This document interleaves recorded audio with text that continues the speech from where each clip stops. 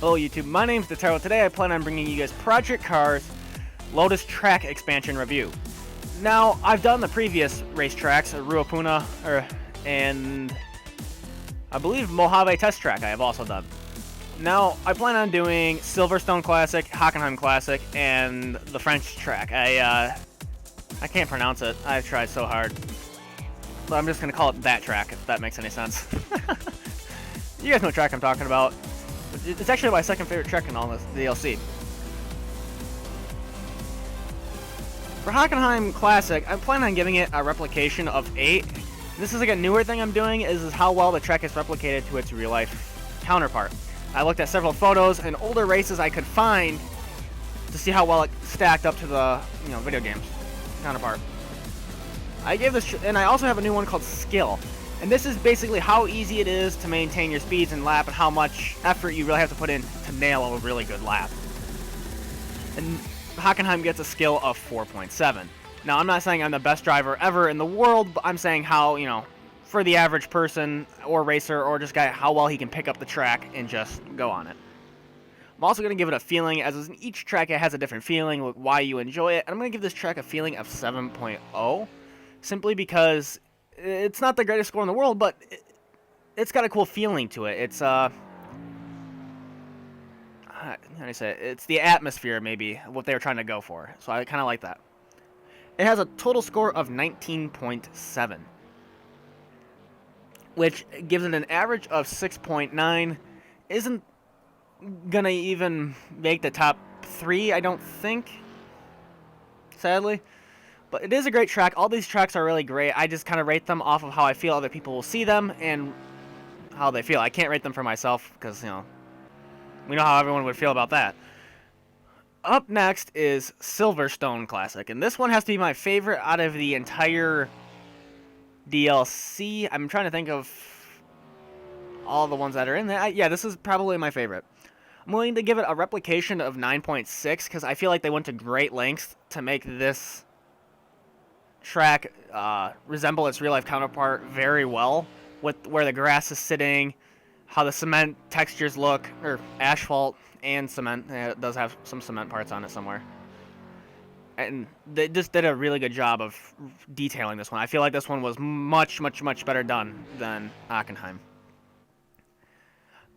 This one's fairly easy. It's a little bit easier, or a little bit harder though than Hockenheim, so I'm going to give it a skill of 6.3.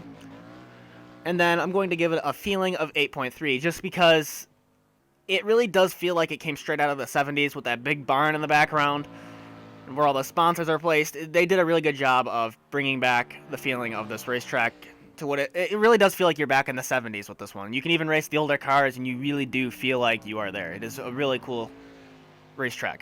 This, like I said, is probably my favorite.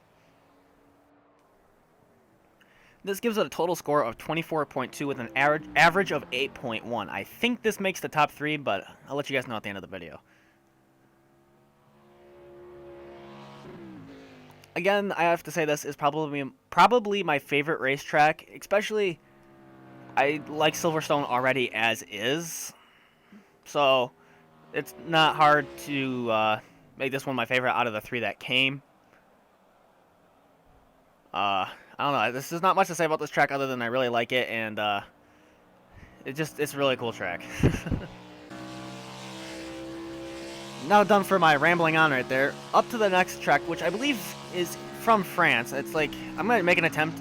It's Reslou, or I really don't know. I've tried so hard. I'm not going to pronounce it, as I've never even heard of this racetrack before. I typed it up on Google and was surprised that this track actually existed. I mean, it obviously existed if it came into the game, but I was pleasantly surprised to find that this was real.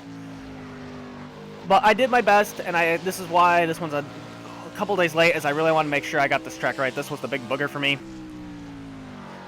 But I learned a lot about this track, and I say from the replication of things I did see about this racetrack is it had a replication of 8.0, which I think is exactly the same as Hockenheim, which is pretty good. And then it also has a skill of 8.0, because this track is very complex and very, very, very, very hard to do. It takes a lot of,